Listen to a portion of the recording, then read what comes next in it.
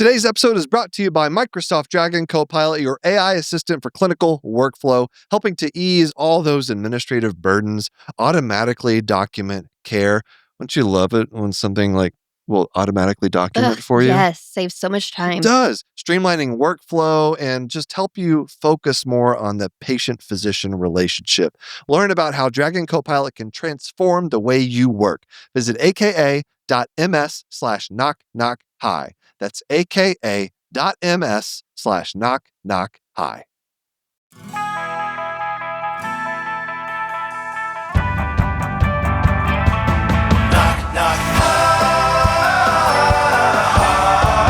Knock, knock. Hi. Hello, everybody. Welcome to Knock Knock Eye with me, your host, Dr. Glockenflecken. This is your one-stop shop for all things eyeball related. So we're going to do a little Q&A from the YouTube channel. Thank you for those of you who watch me over there. And speaking of that, a couple weeks ago, I posted an episode of Knock Knock Eye where I was wearing the shirt that I am actually wearing now. I brought it back now a couple weeks later because everybody was enthralled with this shirt. All right, so if you have a moment, if you're a listener, you want to go on YouTube, check it out at Glockenfleckens. But basically, I'll just describe it to you. It's a histology shirt. It's taking a histology slide and just making a shirt out of it. It's an H&E stain, which is like a pink type stain. That's all I know. I'm an ophthalmologist. But anyway, I got this shirt. Let me tell you, people are like, where's this shirt? Where can you find it? And I've worn this. This is like the pathologist costume now. So every time I'm a pathologist, I wear this thing. And people love it. It came from a med student who, for a brief period of time, had a company. Basically, it's kind of like an Etsy type thing called Cellware, where he could somehow take like actual pathology slides and map it onto a shirt like this. That's how he made them. And so it's like this is actually someone's tissue sample. I don't know the ins and outs of how it worked, but I guess it didn't get a lot of traction, even though I promoted it. This was like several years ago, so my platform was quite a bit smaller than it is now. So I tried to help him out and promote it and talk about it on my channels, but I guess it wasn't worth the amount of time it took to keep it running. So he shut it down. And since this shirt has made a resurgence now, people are noticing it again. I've tried to convince him to come back. But I think he's a little bit busy. So I'll still work on it. I'll try. I'm going to do my best because I do think it's a super cool shirt. I have a few other ones. One I called a meat shirt. It's just skeletal tissue, skeletal muscle.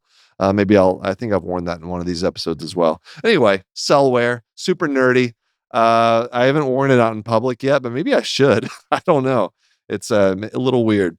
I try to be less noticeable when I'm in public because I'm already like a tall guy. I'm 6'4", and I'm in a lot of people's phones, and so I'd prefer to be a little bit more anonymous in like large public situations or places. And so wearing a histology shirt is probably not the best way if I want to not bring attention to myself.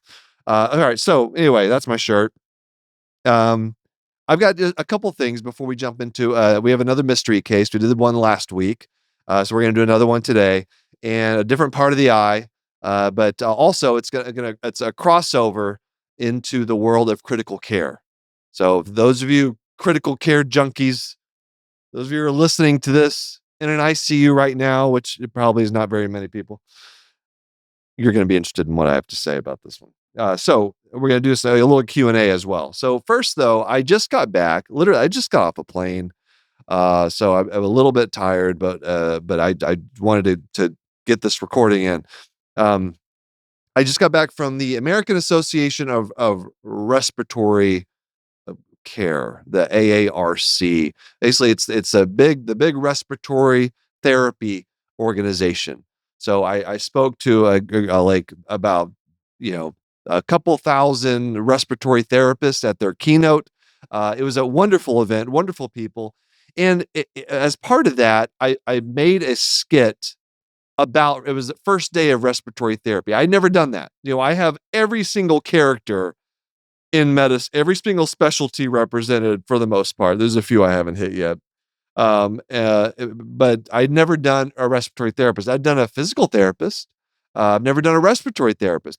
And so as part of this keynote, I wanted to do something special for the audience. And so I made first day of respiratory therapy. Now, a couple weeks ago, go back and look at my TikTok channel. You'll find it. It's in there. First day of respiratory therapy. And they loved it. They felt represented. Like I was talking about like I got some input from the organization. I talked to a few respiratory therapists to try to get some inside info because not a lot of overlap between ophthalmologists and respiratory therapists. It's very, very minimal. They spend a lot of their time in hospitals.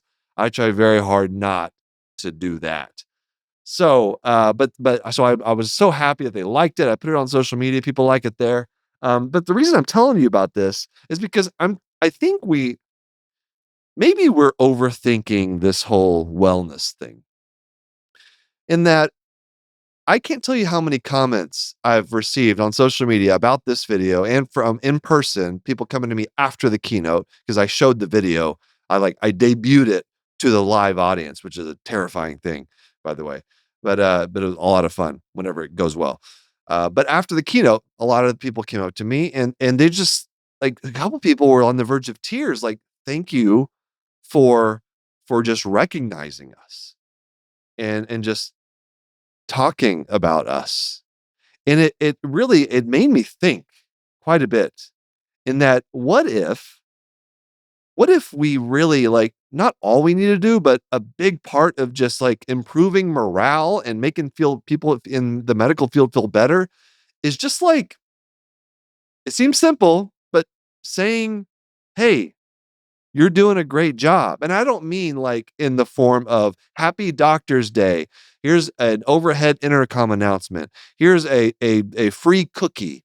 Well done. Thank you for doing. How about a card? No, I'm talking about like physically going, people in leadership positions, admin, going to the people.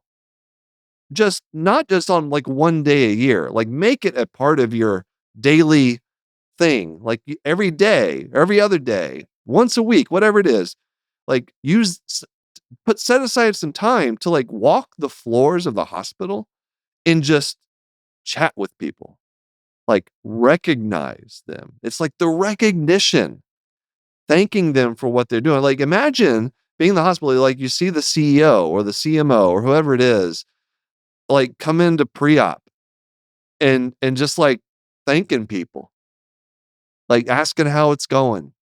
You know, what are you doing for the holiday? Just have a conversation with just anybody and everybody. Like doing that. Maybe they already do that because I don't spend a lot of time in hospitals, but I feel like that doesn't happen very often. And just seeing the reaction from respiratory therapists who are like, I didn't do I just filmed a video. That's all it was. And I talked about them and I basically did this. I thanked them for all their hard work. And that just meant so much to people. And it's an easy thing to do.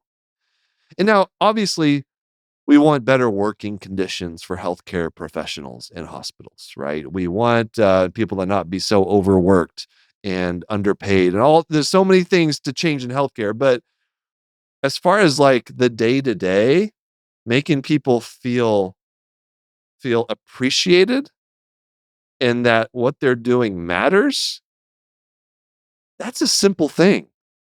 Like get the leaders in there, all of you, just go and chat with the workers, the people doing the physical labor of healthcare.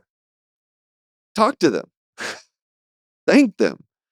And not just on that one day a year where it's like, oh, it's nurses week. This is the 1 week a year. Well, we'll say you're doing a great job. Thank you. Like, that's great. That's fine.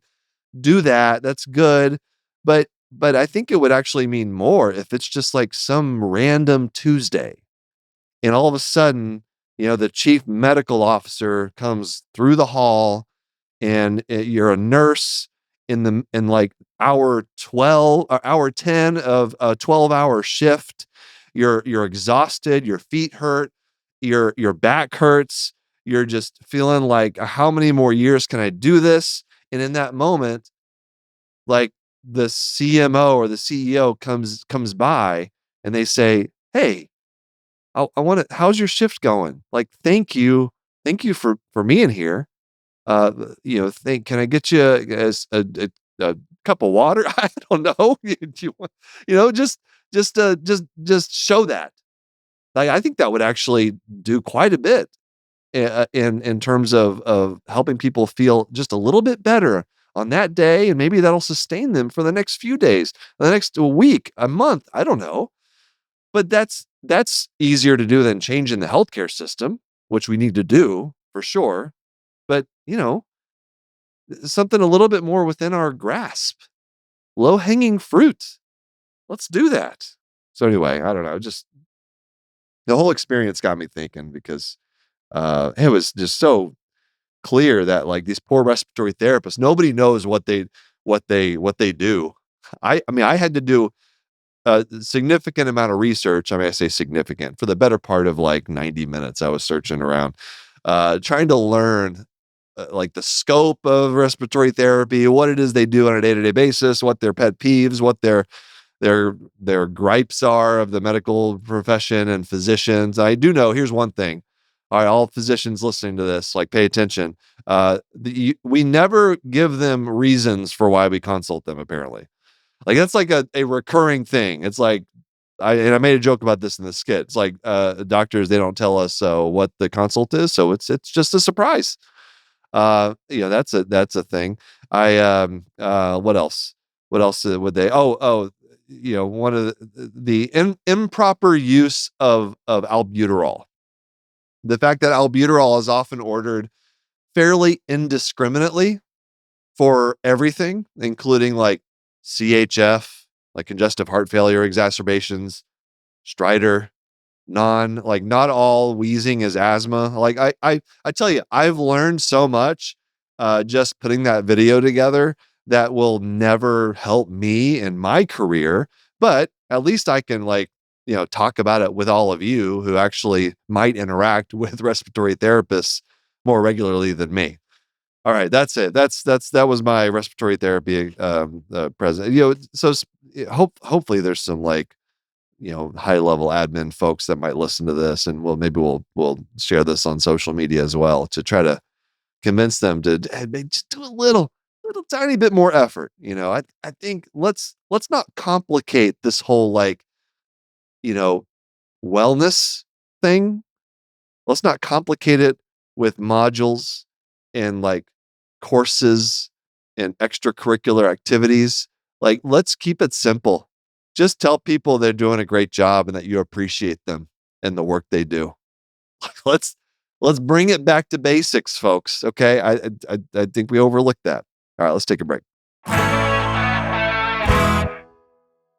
Hey, Kristen. Yeah. I just have to talk more about Demodex blepharitis. I'm sure you do. I just love all things eyeballs, but not the mites this time though. Okay. I appreciate that. Thank you. We're talking about collarettes. Okay, the crusties. Crusties. Yeah. Yeah, it's kind of a cute name for Demodex blepharitis. I guess. Finding on Sure. exam. The thing is, I want to educate patients that you can't always see these things yourself.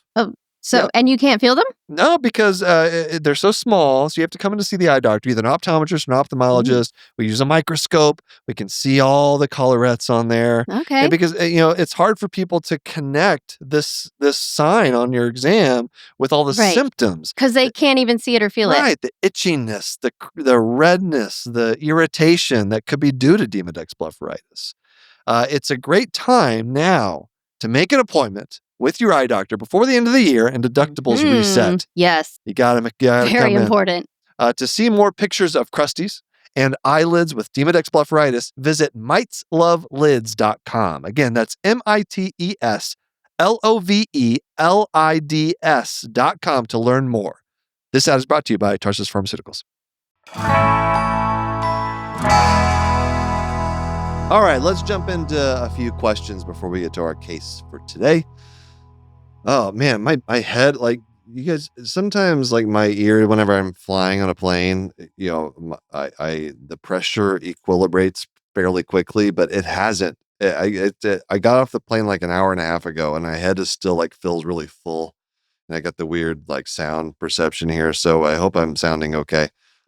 I might, if you're watching me on YouTube, I might, periodically do a fake yawn, try to fix this problem.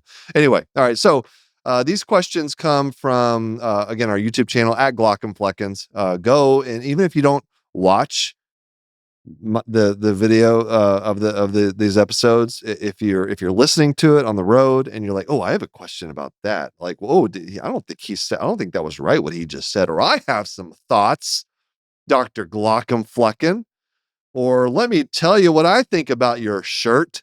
Then later on, just go to the YouTube channel and leave a comment. I'll see it. That's the best way to try to get my attention on these episodes. You can also email us, knockknockhi@human-content.com. But anyway, let's do a couple of these questions, because this episode was the one where I want to deep dive into light sensitivity as a very common very common symptom that people have when they come into the eye doctor. So it went into the differential diagnosis of light sensitivity. You can go back, listen to that episode, and I get the full details of all of that. But a few things, these are some great comments. So here's one. It says, from @LucySusu6675, I do have light sensitivity, and my doctor told me it's because of my very high myopia. I'm like a -10. Why did you not mention it? Good point. I should have mentioned it. I don't know why I didn't. You're absolutely right. Maybe it says maybe you focused on light sensitivity that is a new problem. I mean, it's kind of that was the point of the exercise. It was okay. When patients come into the clinic, they have new onset light sensitivity, they have a symptom. What are the possible explanations for that symptom? People that are nearsighted, they'll come in. If you ask them about light sensitivity, they'll say, "Oh yeah, I'm light sensitive." And then you ask them, is that new? And they'll say, "Oh no, I've had that all my life."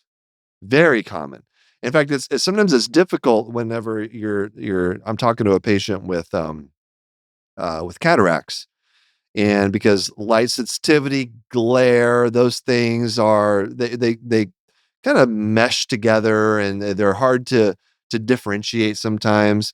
But when I'm trying to figure out, okay, could this person's symptoms be related to cataract? Sometimes it's hard in highly myopic people because they've had glare and halos and light sensitivity most of their life. And it's just by virtue of their myopia. So why does someone who is highly nearsighted get light sensitivity? Well, it's due to the fact that the retina, because your eye as someone who's -10 is large. You got a big old eye. All right. So your retina has to cover more surface area for your larger eye. And so in order to do that, the retina is going to get stretched quite a bit thinner. And so when light shines into the eye, there's more neural tissue that's being directly exposed to that to that light. And so you're just going to have a more intense reaction to that bright light as someone who's highly nearsighted, because that retina it just has to cover more surface area for light to hit. And so it's going to be this big light sensitive reaction. That's the running theory. All right. I don't know, like on a physiologic level, if there's other considerations, but that's the one that makes the most sense to me and the one that I've heard previously. And so, I think it's just the fact that the retina is just thinned out and has to cover more area. And that retina is obviously a light sensitive tissue. So more light's going to hit more retina, could lead to light sensitivity. Not everybody who's nearsighted has light sensitivity. So I do think there's some genetic component to it. Some people are just more sensitive to light than others. And I don't know if I have a good explanation. And sometimes I can't really explain to people why they're so light sensitive. I have these types of explanations, and sometimes it's dry eye and all the other things I mentioned in that episode. But sometimes, it's just someone that's had that most of their life, and hopefully and usually they can live with it. But sunglasses are your friend, everybody. It's whenever you have to start wearing sunglasses indoors that it gets to be a little, okay, what's going on here? Right. All right. But that's a great point. I'm so sorry I overlooked myopia. Thank you for that. A couple other questions. At Catherine Elizabeth 2564, can you explain the relationship between Crohn's disease and eye problems? Yes. So Crohn's disease is an inflammatory bowel disease along with ulcerative colitis. And there's autoimmune component to these diseases. And when you have an autoimmune condition anywhere in the body, well, often it'll affect the eyes because the eyes have immune tissue. We have the uvea, which is the pigmented tissue, the iris, the ciliary body, the retina, all has this highly vascular immunogenic material. So whenever you have a tissue that it has a lot of immune cells, a lot of immunogenicity, then whenever you have an autoimmune attack of the bowel, it can also affect the eyes sometimes. So that's what we're looking for when someone gets referred to us with a concern for inflammatory bowel disease or any autoimmune condition, whether it's Sjogren's or rheumatoid arthritis. I mean, lupus. Long list, of autoimmune conditions. Most of these conditions can affect the eyes. Now, I wouldn't say it's common, but it can happen. So often patients will get referred for an evaluation just to make sure there's no sign of any inflammation. But often with with a manifestation of autoimmune conditions in the eyes, it's usually uveitis. And uveitis, which is inflammation in the front part of the eye, it could be anterior uveitis or posterior uveitis in the back part of the eye. It causes light sensitivity or floaters. Sometimes there's not much light sensitivity. It's mostly floaters. And so any kind of weird condition, whenever you have an autoimmune disease, come in. Let your eye doctor, go find an eye doctor, let them take a look, make sure everything's okay. But that's what we're looking for. The Crohn's disease and eye problems is just inflammation. All right. Oh, here's a good question. At Melinda Baker 5128. Thanks for another great video. You're welcome. Always so much to learn. Question for a future video. Can you explain why we get after images? Yes. So an after image is whenever, let's say you go look at a bright light bulb and then turn off the lights. Go from really bright, like a point source of light, and then no light. You'll still see that light. That's an after image. You're looking at a bright light, it goes away, it looks like it's still there. And that's because that bright light, it activates, it depolarizes all of your light sensing cells in your retina in that particular location, which is usually the center of your vision, right? That's where the highest concentration of light sensing cells, photoreceptors, are. And so you depolarize all of those. You just activate them. I'm not going to go through the visual phototransduction pathway. It's very complicated and potentially very boring, depending on who you are and what you like to learn about. But it gets activated, and then it takes time to reset those photoreceptors. And so even if you take away the light, all of a sudden, well, it would take some time for those photoreceptors to reset, for the chemical reactions to go back to what they were when there was no light there. And so you're still going to see that light for a brief period of time. Gradually, that after image will fade. That's because those chemical reactions are occurring to reset the photoreceptor so it can respond again once you see more light. All right. So there's a refractory period, basically, just like you get in the heart during whatever you call or the brain, the things that happen, the action potentials that happen in other parts of the body. All right. That part of the action potential and the opening and closing of sodium and potassium gates and all these things is a refractory period where that cell cannot be activated, because it's got all the concentration of ions has to equilibrate and go back to a point where it can be activated, right? Same thing with the retina, same thing with the rods and cones. That's a great question, though. A lot of people, and sometimes people will come in to see me for a concern, and it turns out they're having after images. That happens, I would say, mostly with kids who don't are maybe they're not quite able to explain what it is they're seeing very well. Like most adults, you may not know it's called an after image, but like, okay, that's a thing, and it goes away, and I'm not concerned about it because I'm still seeing just fine. But when you're a parent and your kid discovers after images, but they can't really explain what it is, and they describe it to you in a way that makes it seem like they're losing all their vision, like, I could totally understand wanting to come in and get an appointment. And so it's very satisfying as an ophthalmologist to be able to say, nope, you know what? It's okay. I think this is just an after image, and it's normal, and it's nothing to be concerned about. And then the parent knows what it is, and certainly the kid knows what it is if they're old enough to get it. So anyway, good question about after images. All right, let's take one more break, and then we'll come back with our case. All right, this is a patient that I saw in residency. This is a 16-year-old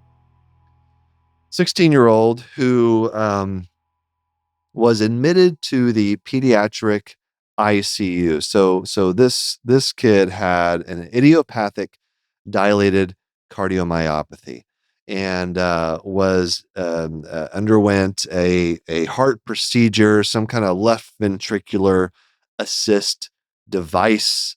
I think he was waiting for a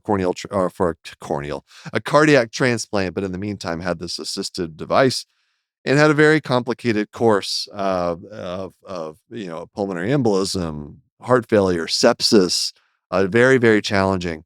And so most of the extended hospitalization was spent intubated and sedated. And so the ophthalmologist was called for a consult because they noted that the eyes were swollen and red, and there was discharge. So they were concerned about infection at first. And so what I do, I'm on call. I can't remember what time of day this was, but I got my little luggage. You know how the doctors back in the 1800s, or whenever you see a doctor depicted in TVs or movies from the 1800s or somewhere around there, they have little doctor bags. Well, the doctor bag, it doesn't quite look like that anymore, like the old-timey doctor bag, but it's still alive and well in the form of ophthalmologist luggage. So so let me just tell you real quick what I need to evaluate an inpatient. So what's in my bag? Well, I got a lot of things. It's more like a backpack, but anyway, you need some way to assess vision, so a vision card.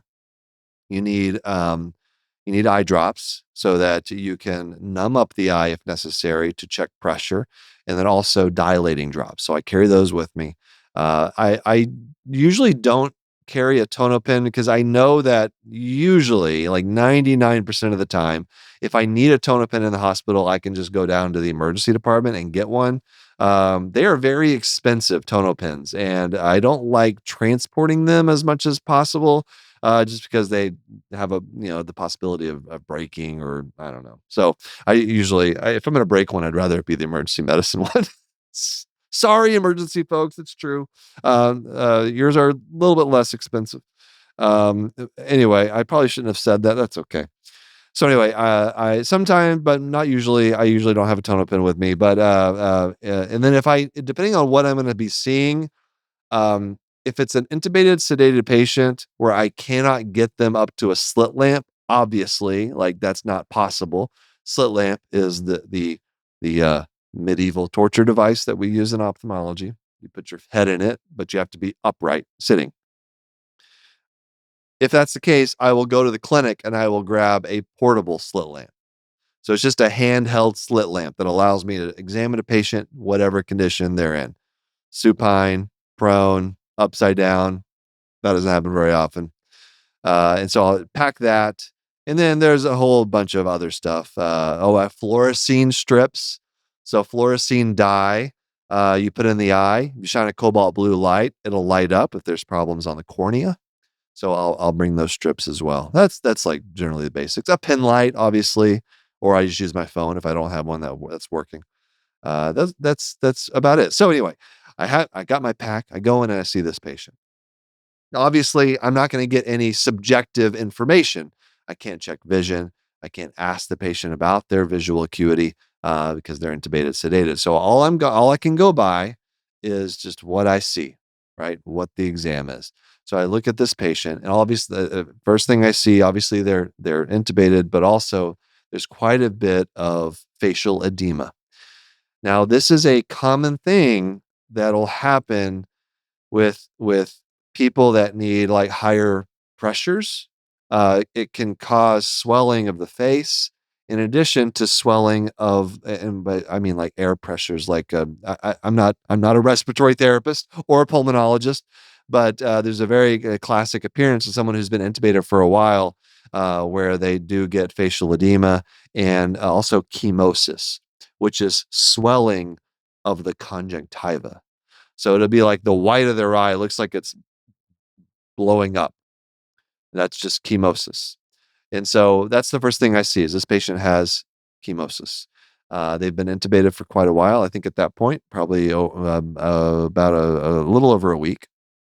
And I also noticed that because of that chemosis, the eyelids, normally you're not supposed to be able to see the conjunctiva if someone's has their eyes closed. But I noticed that these eyelids were not totally closed. Yeah, I could see the chemosis, the conjunctiva, and unfortunately, I could, without even touching the patient, I could see both corneas. And that's a bad sign because you need eyelids. The eyelids are the protectors of the cornea. They're your windshield wipers. You need those things moving. You need those things covering your eyes while you sleep. Otherwise, you're going to wake up with severe dry eye, which we do see quite often. And so I'm like, oh. So the first thing I do is I go and I find out from the nurse, or maybe I looked in the chart, I can't tell, like what kind of eye lubricant's being done. And the patient's getting eye drops, artificial tears twice a day. Artificial tear 2 times a day. And so my thinking is, well, that's not nearly enough for someone whose eyelids are constantly open. I mean, you'd have to be lubricating the eyes every 20 minutes, in that case, or even more frequently than that, which is outrageous to have to do to a nurse, right? To administer eye drops that frequently. So that's not appropriate. And so I did further examination. I took out my pen light. I did my fluorescein. I looked with the slit lamp, and sure enough, my portable slit lamp, sure enough, there was bilateral corneal abrasions. So basically what had happened for this patient is because of all the swelling, because the eyelids were not completely closed and there was exposure, what we call exposure keratopathy. That's the diagnosis of this patient. Exposure keratopathy, the eyelids were open, exposing the cornea. And so what happens is the corneas get severely dried out and it starts to slough off the corneal epithelium, and you end up with a corneal abrasion. Now, this is very dangerous, especially in an ICU environment where the chances of harmful bacteria is quite high, especially with the ventilator, and you're in a hospital. Is that when you have a corneal abrasion, it's basically like a magnet for microbes. Any kind of bacteria, because you don't have a corneal epithelium protecting the underlying layers of the cornea, any kind of bacteria can just get onto that cornea where that abrasion is and feast.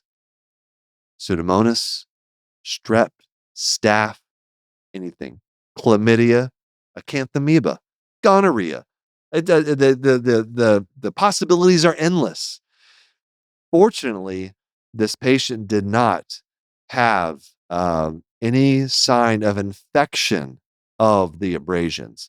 So it was a good thing I was there, because then we got to talk about how to treat this. Now, sometimes, basically the treatment first is prevention of infection.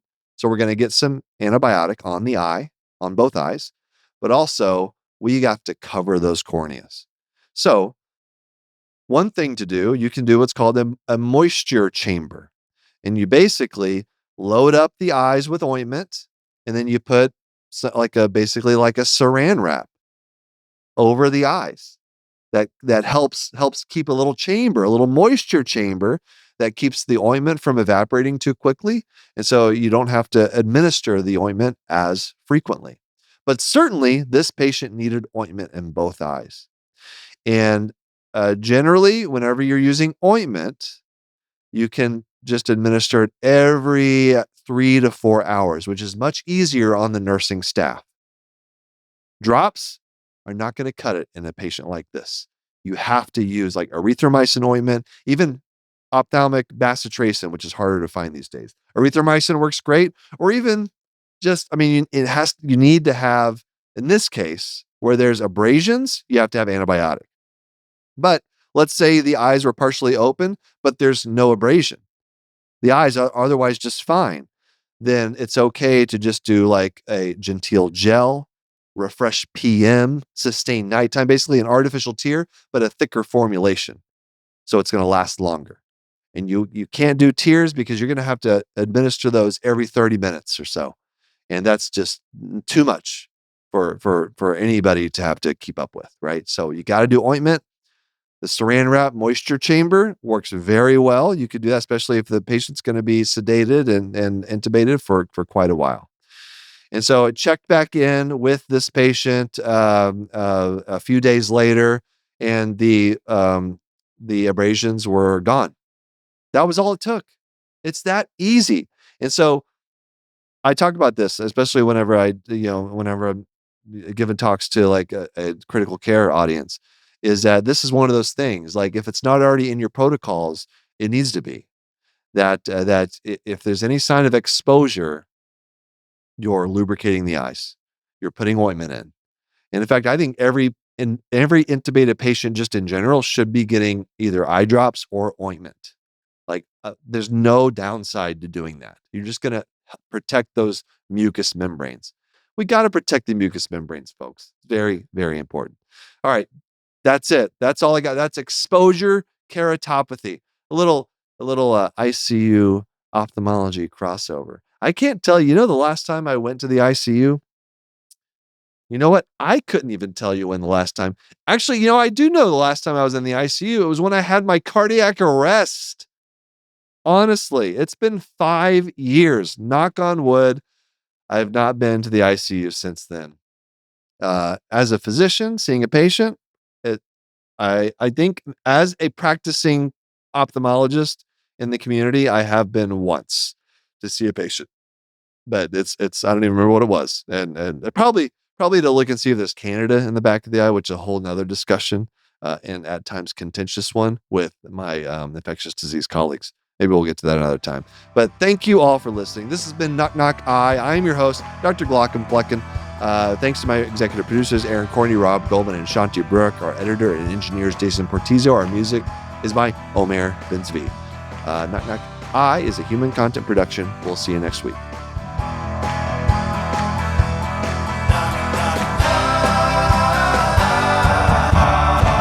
Knock, knock, goodbye.